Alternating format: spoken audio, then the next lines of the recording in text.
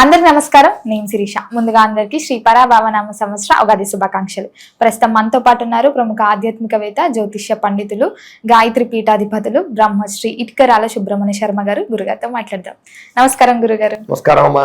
గురుగారు, ముందుగా మీకు కూడా ఉగాది శుభాకాంక్షలు అండి. తప్పకుండా ప్రేక్షకులందరూ కూడా ఉగాది శుభాకాంక్షలు. గురుగారు, ద్వాదశ రాశులు అయిన మిథున రాశి వారికి ఈ సంవత్సరం ఎలా ఉండబోతుంది అంటారు? ఎలాంటి జాగ్రత్తలు తీసుకోవచ్చు అంటారు? ఆర్థిక పరంగా, ఆరోగ్య పరంగా ఈ సంవత్సరం నవగ్రహాల ప్రభావం ఎలా ఉంటుందండి? తప్పకుండానమ్మా. అయితే ముందుగా అసలు ఎవరెవరు మిథున రాశిలోకి వస్తారో ముందర చూద్దాం. అయితే మృగశిర నక్షత్రం 3-4 పాదాల వారు, ఆరుద్ర నక్షత్రం 1, 2, 3, 4 పాదాల వారు, పునర్వసు నక్షత్రం 1, 2, 3 పాదాల వారు కూడా ఈ మిథున రాశిలోకి వస్తారు. కాబట్టి మిథున రాశిని చూసుకోవాలి. ఇక పేరుని బట్టి చూసుకున్నట్లయితే కనుక వాళ్ళ పేర్లో మొట్టమొదటి అక్షరం కనుక క, కి, కు, ఖ, జ్ఞ, ఛ, కే, కో ఈ అక్షరాలతో వారి పేరు ప్రారంభమైతే వాళ్ళందరూ మిథున రాశి అవుతుంది. కాబట్టి మిథున రాశిని చూసుకోవచ్చు. ఈ సంవత్సరం మిథున రాశి వారికి ఆదాయం 8, వ్యయం 11గా కనబడుతుంది. అంటే ఖర్చు బాగా ఉంది, ఇందాకట్లాగే మనం అనుకున్నట్టు.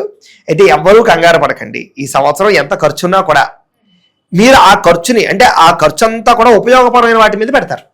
అంటే పనికొచ్చే వాటి మీద ఇన్వెస్ట్మెంట్ చేయడం, లేదా పాలసీలు కట్టడం, లేదా టర్మ్ ఇన్సూరెన్స్లు కట్టడం, లేదా ఏదైనా పెద్ద పెద్ద వాటిలో ఇన్వెస్ట్మెంట్ చేయడం, వ్యాపారాలు పెట్టడం, లేదా ఇంట్లో శుభకార్యాలు చేయడం, లేదా ఏదైనా మంచి మంచి వాటికి ఇన్వెస్ట్మెంట్లు చేసే అవకాశాలు ఉన్నాయి. కాబట్టి ఆ ఖర్చు గురించి భయపడకండి. ఆదాయం పెంచుకోవడానికి ప్రయత్నం చేయండి. ఆదాయం తక్కువగా కనపడుతుంది ఈ సంవత్సరం. డబ్బు సంపాదనకు తాపత్రయపడండి. వృధా ఖర్చులు, దుబారా ఖర్చులు తగ్గించుకోండి.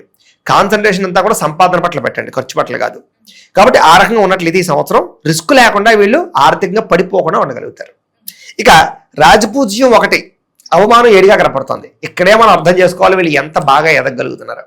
కారణం ఏంటి? ఎప్పుడైనా ఎక్కువ అవుతుంటే మనం ఎదుగుతున్నాం కాబట్టి శత్రువులు. ఎగ్జాక్ట్లీ అట్లా చెప్పారు. ఇప్పుడు పళ్ళున్న చెట్టుకే కదా రాళ్ళు వేసి కొడతారు. అలాగే వీళ్ళని ఎందుకు అవమానిస్తారు, ఎందుకు అవమానించాలి, వీళ్ళ మీద ఎందుకు అంత కాన్సన్ట్రేషన్ చేయాలి జనాలందరూ అంటే వీళ్ళు ఈ సంవత్సరం బాగా ఎదుగుతున్నారు కాబట్టి, బాగా సంపాదిస్తారు కాబట్టి, పేరు బాగా వస్తుంది కాబట్టి, వీళ్ళకి అన్నీ ఉంటాయి కాబట్టి ఏడుపు, ఈర్ష్య, ద్వేషం బాగా పెరిగిపోతాయి. నరదృష్టి, నరఘోష బాగా పెరిగిపోతుంది. అంతర్గత శత్రువులు బాగా పెరిగిపోతారు. అంచేత కొంచెం జనాల విషయంలో జాగ్రత్త తీసుకోండి. ఎవరిని నమ్మకండి. ముఖ్యంగా ఎవరిని నమ్మి డబ్బులు ఇవ్వడం కానీ, అప్పులు అరువులు ఇవ్వడం కానీ, షూరిటీ సంతకాలు పెట్టడం కానీ, ఆర్థిక లావాదేవీలు జరపడం కానీ మంచిది కాదు. కాబట్టి ఈ సంవత్సరం ఎవరి విషయంలోనూ కూడా సామరస్యంగా ఉండండి తప్ప అతికాకి వెళ్ళిపోకండి. ఈ సంవత్సరం డబ్బుల విషయంలో జాగ్రత్త తీసుకోండి. ఇది ప్రధానమైన విషయం. ఇక ఈ సంవత్సరం గోచారం చూసుకుందాం వీళ్ళకి ఎలా ఉండబోతుందో. ఇక గురుడు జూన్ 1వ తారీఖు దాకా కూడా జన్మస్థానంలో సంచరిస్తున్నాడు సువర్ణమూర్తిగా. గురుడు జూన్ 2వ తారీఖు నుంచి ద్వితీయ స్థానంలో తామ్రమూర్తిగా ఉంటాడు. శని సంవత్సరం అంతా కూడా దశమ స్థానంలో సంచారం చేస్తున్నాడు.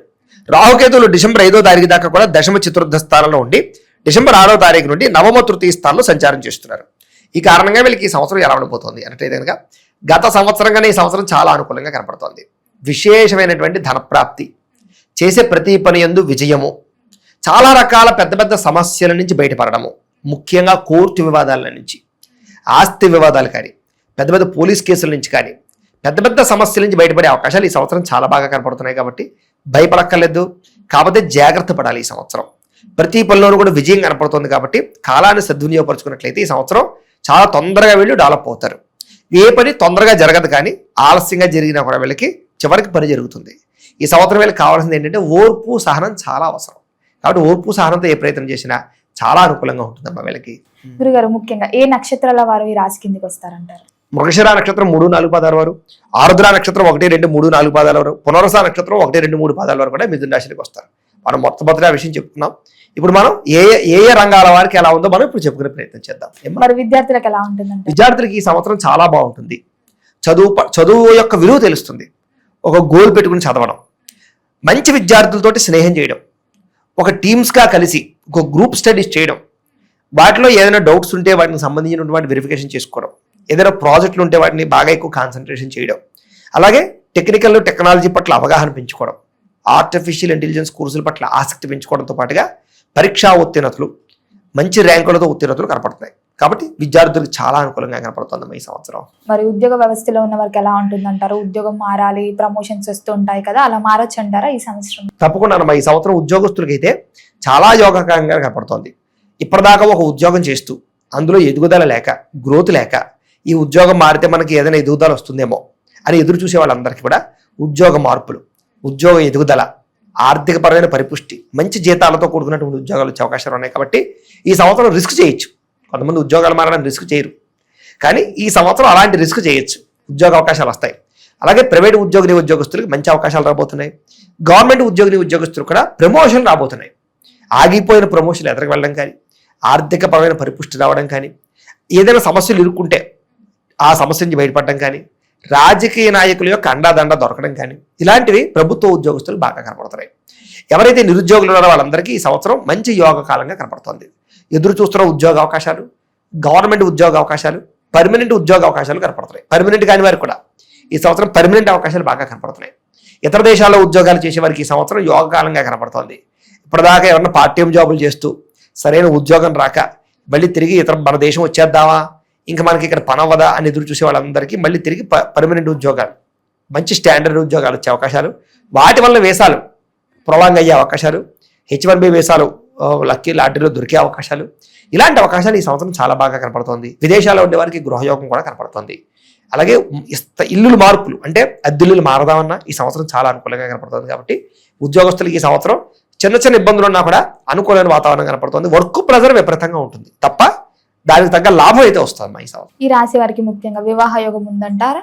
ఈ సంవత్సరం వివాహ యోగం అయితే ఉంది, కానీ కొంచెం మొట్టమొదటి 6 నెలలు చాలా బలంగా గురుడు ఉన్నాడు కాబట్టి వివాహ ప్రయత్నాలు చేసుకున్నట్లయితే సులువుగా వివాహాలు కుదురుతాయి ఆ మొదటి 6 నెలలు. అలాంటి తర్వాత 6 నెలలు కుదరవని కాదు, కానీ కొంచెం ప్రయత్నాలు తొందరగా చేసుకోవడం మంచిది ఈ సంవత్సరం. అంటే ఈ 6 నెలలు గురుబలం బాగుంది కాబట్టి గట్టిగా ప్రయత్నం చేసుకున్నట్లయితే ఇష్టమైన వాళ్ళతో వివాహాలు కానీ, పెద్దలు కుదిర్చిన వివాహాల్లో కూడా మంచి సంబంధాలు రావడం కానీ, లేదా ఎవరైనా ఇష్టపడుతూ వీళ్ళని పెళ్లి చేసుకొని ఎదురు చూస్తూ వాళ్ళు పెళ్లిళ్ళు అవ్వడాలు కానీ, వివాహాలు నలిగిపోతున్న వాళ్ళకి వివాహాలు అవ్వడం కానీ ఈ సంవత్సరం కనపడుతుంది. కాబట్టి వివాహం చాలా అనుకూలంగా కనపడుతుంది.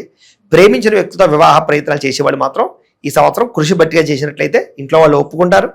ఎప్పటి నుంచో ఒప్పుకోక ఇంట్లో వాళ్ళు పెళ్లిళ్ళు ఆగిపోయిన వాళ్ళందరికీ ఈ సంవత్సరం పెళ్లిళ్ళు అవ్వబోతున్నాయని చెప్పచ్చు.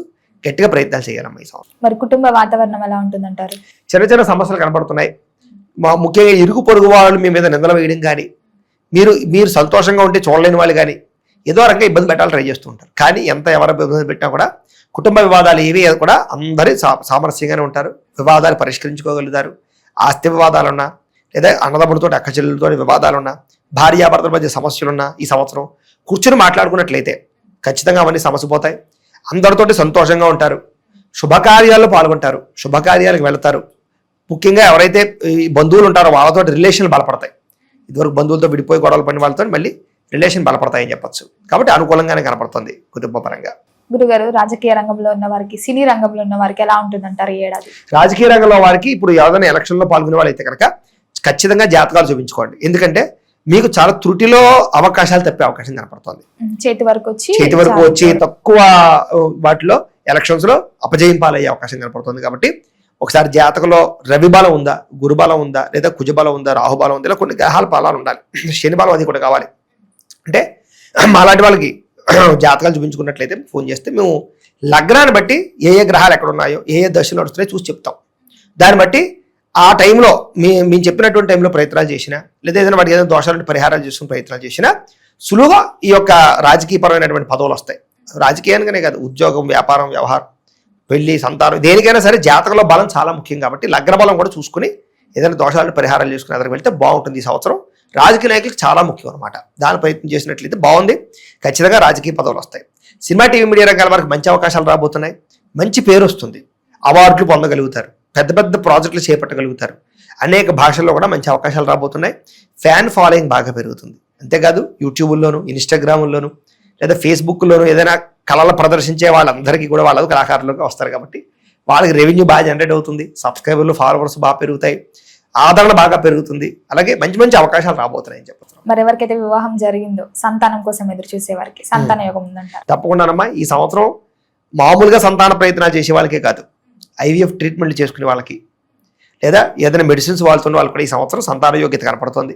ఖచ్చితంగా సంతాన ప్రయత్నాలు చేయొచ్చు. కాకపోతే ఏంటంటే కొంచెం జాగ్రత్తగా ఆరోగ్యం విషయంలో జాగ్రత్త తీసుకోండి. చిన్న చిన్న మిస్క్యారీలు అయ్యే అవకాశాలు కనపడుతున్నాయి. కాబట్టి ఎవరికి ట్రీట్మెంట్ తీసుకునే వాళ్ళకి తొందర జాగ్రత్తలు తీసుకోండి. ఈ సంవత్సరం ఏంటంటే కనుక సాధారణ పురుగులు వచ్చే అవకాశాలు కనపడుతున్నాయి. నార్మల్ డెలివరీ అవకాశాలు ఎక్కువ ఉన్నాయి. కాబట్టి దానికోసం ఆరోగ్యంగా ఉండండి. గట్టిగా ప్రయత్నం చేసినట్లయితే ఈ సంవత్సరం సంతానం మంచి సంతాన యోగ్యత కనపడుతుందమ్మా. గురుగారు, అలాగే ఏదైనా పెట్టుబడి పెట్టాలన్నా, కొత్తగా వ్యాపారం స్టార్ట్ చేద్దామని అనుకున్న ఆలోచన ఉన్న వారికి ఈ ఏడాది బాగుంటుందంటారా? ఈ సంవత్సరం ఏ పెట్టుబడి అయినా సరే ఆచితూచి పెట్టండి.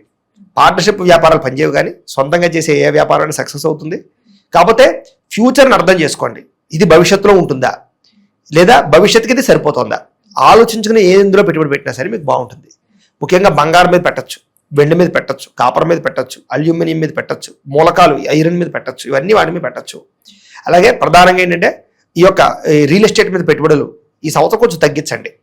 మిగతా వ్యాపారాల మీద పెట్టుబడులు పెట్టండి. ఆ మిగతా వ్యాపారాలు బాగా సక్సెస్ అవుతాయి. స్మాల్ స్కేల్ ఇండస్ట్రీలు పెట్టచ్చు. ఇలాంటి వాటి పట్ల వ్యాపారాలని బాగా యోగిస్తాయి. అలాగే భూములు అగ్రికల్చర్ భూముల మీద పెట్టుబడి పెట్టచ్చు. అలాంటి వాటి మీద పెట్టుబడి పెట్టినట్లయితే ఈ సంవత్సరం చాలా బాగుంటుందమ్మా వ్యాపార పరంగా.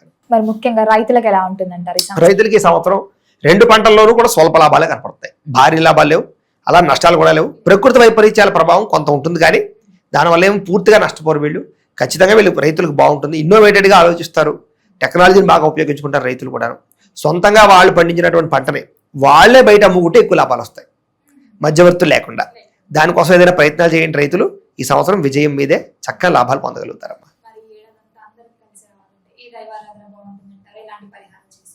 ఈ సంవత్సరం అందరికీ కలిసి రావాలంటే ముందర జాతక దోషాలు, జాతక బలం కావాలి, గ్రహ బలం కావాలి. గ్రహ బలం కావాలంటే ఈ సంవత్సరం గురుడికి, శనికి, రాహుకి, కేతువుకి జపాలు చేయించుకోవడము, అలాగే గణపతి హోమము, సుదర్శన హోమము, రుద్ర హోమము, మన్యసూక్త హోమము చేయించుకున్నట్లయితే ఈ సంవత్సరం వీళ్ళకి చాలా బాగుంటుంది. ఈ జపాలు హోమాలు చేయించుకోవాలనుకుంటే ఎవరైనా సరే మమ్మల్ని సంప్రదిస్తే మా పేటలో బ్రాహ్మణులతో మేము చేయించి పెడతాం. ఇది ఫస్ట్ విషయం.